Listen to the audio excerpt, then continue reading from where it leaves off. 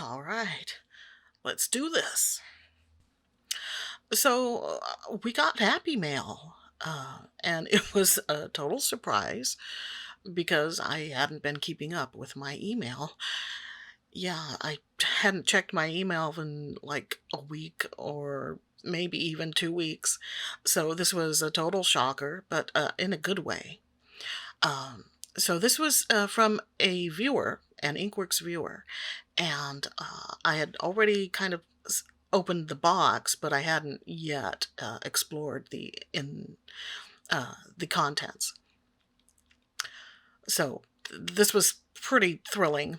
I was kind of giddy with with excitement. Unfortunately, producer Mike was not available for this session, so it was just me, which is okay. And of course, I shared with him everything afterwards. So there was a letter, and I'll share a little bit of that in a bit because, well, I want to show the pretty handwriting for one thing, but also she very cleverly wrote each page in a different fountain pen and ink pairing. Uh, it's so cool to have those writing samples of inks that I don't have, all of which look fantastic. I don't, I've already been meaning to try a medium nib, and now I really want to try a broad nib as well, because just look at how nicely the color shows, especially with those broad nibs. I think these colors are gorgeous, but wait until you see the other colors, the ones inside the vials. So the paper here is from CVS, she says, and it's their store brand called Caliber. She said it's the cheapest fountain pen friendly paper she's found, and credits YouTuber Chris Sines for that find. Also included were a couple of blank sheets, I think, for me to try out, but I totally forgot about it and ended up using my Apica notebook for the demonstration portion. And here are the vials of fountain pen inks, all carefully protected inside bubble wrap, which was perfect. And I kind of wish I hadn't deleted the original audio from this because during this part was the really nice sounds of the crinkling and such from opening the package. Yeah, so here, well, I'll talk a little more about the colors later, but here I'm just discovering for the first time what colors she sent me, and this was so much fun. There are, I think it was one or two Lamis and Monteverde and several from Noodlers, Birmingham Pen Company. And Birmingham Pen Company is a small company, I believe, in Pennsylvania. I've done a little research on them some months ago because they were sparked my interest from seeing them featured in someone's video, and I thought their inks were really intriguing. So, yeah, I believe they're like two brothers, and they're operating this company, and their inks look really interesting.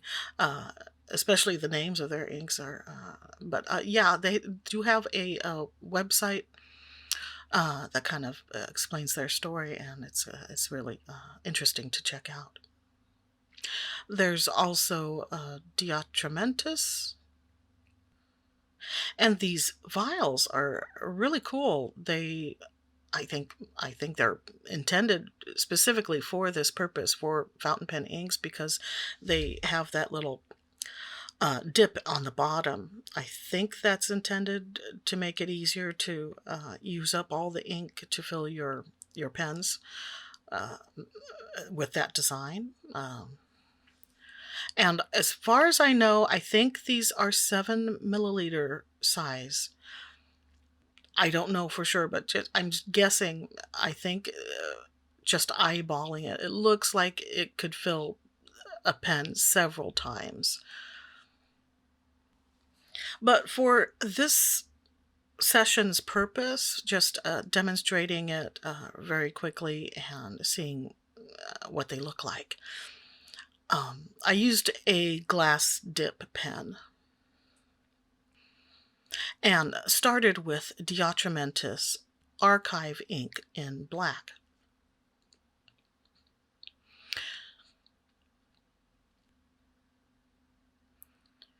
So yes, I used a glass dip pen for the writing sample, but I also use a small round watercolor brush for the brushing sample.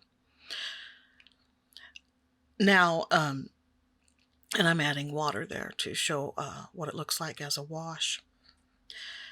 Later, I will also, once all the samples are dried, I will come back with a brush, and a wet brush, and test for waterproofness. Now, that's not something I normally expect from fountain pen inks, waterproofness, but it's something I test for because of how I use my inks. I don't only use them for writing, I also like to use them for arting as well. So I do test my inks to see if they are waterproof or not. And that's not a deal breaker at all because I can use all of these inks in art. I just need to know how I can use them. For example, if I for waterproof ink, I can do line and wash, meaning I can lay down some line work with ink first and then go over it with watercolors. And the ink won't bleed because it's waterproof.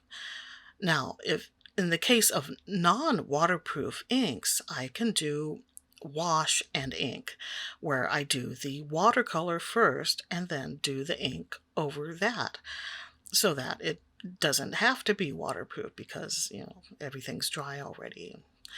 But also I can just paint with inks by just making it into a wash, and then I don't have to worry about waterproof in that case either. So yeah, I can use all of these for all kinds of purposes, but I just need to know how to use them, which is why I do these tests. It's not something I would expect to see from someone who's just using these inks for writing. The Lexington Gray from Noodlers, I think, is a wonderful shade. I would love to use to write with or art with. I think I believe that's actually ends up being the most waterproof out of all of these. The Heart of Darkness is interesting. It's like a really black. Um, I mean, if you're looking for a black ink, that's definitely a black ink for sure. And it was just so great being able to try these out because I have heard of many of these inks uh, through other YouTubers' videos. So I was very curious about these, and I'm just thrilled. And I'm just delighted to be able to try these for myself. And like I said, those vials, that it looks to me like I could definitely fill a pen several times with the inks in each vial. Now first, this Birmingham Pen Company Pop Art Purple. Now, This is a ink that I think I would need to be careful with what paper I'm using it on, because you can see with from the first line that it has quite a bit of feathering there, and that might be due to how much ink I had on my pen. So I did try it out again with another line there, writing Birmingham Pen Company, and you can see it's a lot less feathering there. Still a little bit though, and that's one I think I would need to be careful, like I said, what kind of paper I'm using it on. But I really like the color. I think that, especially in the wash, you can see a little bit of color separation happen in the wash, and I think that's really pretty. Now, this one, the Black Swan in Australian Roses. First of all, what a name. That's got to be one of the most intriguing names I've come across for fountain pen ink. And but also what a stunning color. I mean, you already kind of get an image, I think, in your mind as far as when from the name. It's just gorgeous and stunning. Now, I know Lamy has an ink line. As far as I know, I don't think they have an extensive selection of colors, but I have not done my research thoroughly on that, so I could be mistaken. But this blue is nice. It's not your regular ballpoint pen blue. It's a little lighter, a little brighter. It makes me think of surfers. So I would call it like a tropical blue, and it makes sense. They call it Pacific blue. I know what it makes me think of. It makes me think of those 7-Eleven slushies, right? The blue one. Oh, it's been a long time since I've had a slushie, but I seem to remember it being kind of a bright blue like that. But I don't know. So this is the last one, the Monteverde pumpkin cake. Again, love the name, but yeah, this is totally my kind of color. It reminds me a little bit of, I think, ancient copper from Diamine. I think that one was a little more red. This one is more. It's like a brown, orange, and I love it. My kind of color for sure. Now, here's where I went in with a wet brush to test for waterproofness, and that first one, Diatramantis Archive Black, looks pretty waterproof to me. There's a slight bit of pickup there. I would call it 90%. The Noodler's Lexington Gray, pretty much almost 100% waterproof there. I can barely see any kind of pickup there. Um, the Heart of Darkness, no. Now, unless it changes like over many hours, I would not use that for any kind of line and wash. I would not use watercolor over that at all. Same with the Birmingham Purple, Pop Art Purple, and the Noodler's Black Swan in Australian Roses. Definitely those look great in washes, though. And just a lingering close up on the samples so you can hopefully get a good look and see for yourself how they performed. at least on this paper. It can make a difference for sure what kind of paper you're using. So keep that in mind. Birmingham Pop Art Purple really makes me want to get a good high quality fountain pen friendly paper to try that out on, because that color is amazing, and I understand it performs very well on the right kind of paper. What an array of colors. I mean, I am just thrilled. I'm thrilled to bits. Thank you so much. This was a big surprise, a really pleasant one. And I'm really happy to be able to share these with you, because this is, how much fun is that to see all these colors swatched out and demonstrated.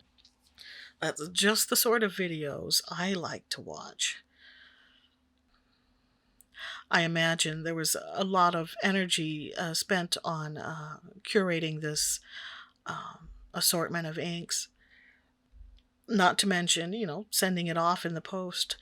So I'm very, very happy to be able to share these. So thanks for being here, sharing in this, and stay artsy, my friends.